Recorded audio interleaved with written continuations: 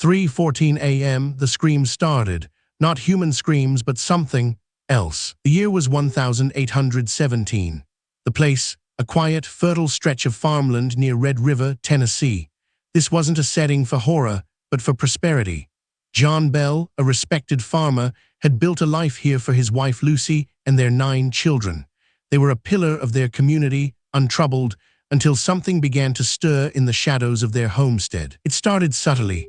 Strange knocking sounds on the walls, faint and distant, then growing bolder. Whispers like wind through dry leaves, barely audible. Soon the children reported seeing unusual animals, a dog with a rabbit's head, or a large, dark bird perched ominously near the house.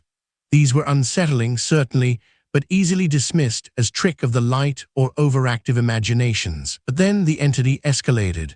The noises became violent thumping, as if furniture was being thrown across empty rooms. Objects would move on their own plates, levitating, chairs tipping over. The Bell children, particularly the youngest daughter, Betsy, began to suffer physical attacks, slaps, pinches, hair pulling, often leaving red marks on their skin. Fear, a cold, unwelcome guest, had firmly moved into the Bell home. John Bell, a man of logic and practicality, initially tried to keep it quiet. He was a man of standing, and such talk could ruin a family's reputation. But as the attacks intensified, becoming undeniable, he confided in a trusted neighbor, James Johnson. Johnson witnessed the phenomena himself, describing it as unearthly and beyond explanation. The secret was out. Word spread like wildfire through the rural community. People came from miles around, drawn by morbid curiosity and genuine concern. Many, including prominent figures, witnessed the poltergeist activity firsthand. Yet no one could offer a rational explanation.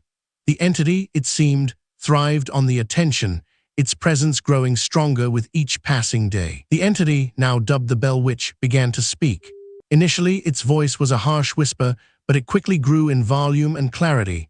It could mimic human voices, sing hymns, and even carry on intelligent conversations. It claimed to be the spirit of a witch named Kate Batts, who had a long-standing feud with John Bell. This was its revenge. Its hatred was specifically directed at John Bell and his daughter Betsy. It tormented Betsy relentlessly, pulling her hair, scratching her, and even preventing her from eating or sleeping. It seemed determined to stop her engagement to a local boy, Joshua Gardner, frequently interrupting their visits with violent outbursts and threats. Perhaps the most chilling aspect was its ability to predict future events and reveal secrets. It knew the intimate details of people's lives, things only they could know. This gave it an almost omniscient quality, further deepening the terror and fueling the belief that something truly supernatural was at play. Even Andrew Jackson, then a celebrated general, was intrigued by the tales. He and his men reportedly visited the Bell farm, intending to investigate. The story goes that as they approached, their carriage wheels mysteriously locked, and the witch taunted them, forcing Jackson to declare, "I'd rather fight the British than the Bell Witch." The entity's torment of John Bell intensified, focusing on his health. It would physically assault him, causing him to experience convulsions and paralysis. He grew weaker, his body slowly failing under the constant, invisible assault. The family watched helplessly as their patriarch withered away. Then on December 20, 1820, John Bell was found in a coma.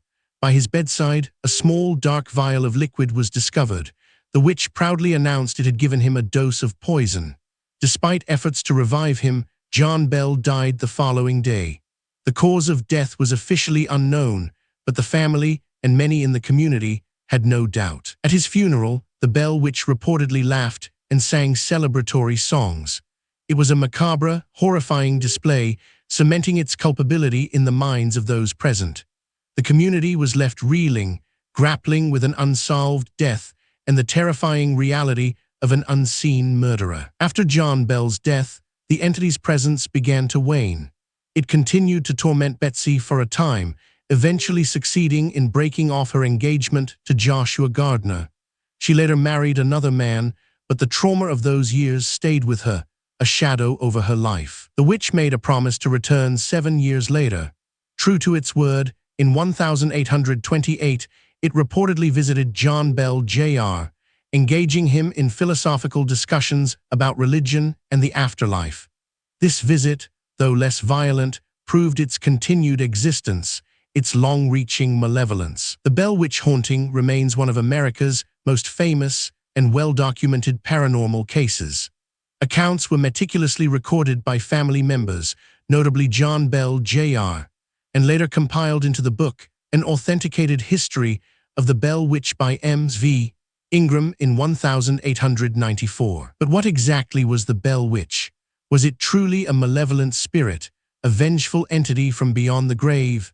Or was there a more earthly explanation, perhaps a complex psychological phenomenon, or even an elaborate hoax perpetrated by someone within the community? Skeptics point to the lack of tangible evidence, suggesting mass hysteria or a clever ventriloquist. Some theories propose that Betsy Bell herself, perhaps suffering from an undiagnosed mental illness or seeking to avoid an unwanted marriage, might have unconsciously or consciously orchestrated the events. However, the sheer number of witnesses, including respected individuals, and the consistency of their accounts make a simple hoax difficult to accept. The physical manifestations, the intelligent conversations, the knowledge of private details, these elements challenge purely rational explanations. The unsolved death of John Bell remains a dark stain on the tale. While the witch claimed responsibility, there's no forensic evidence.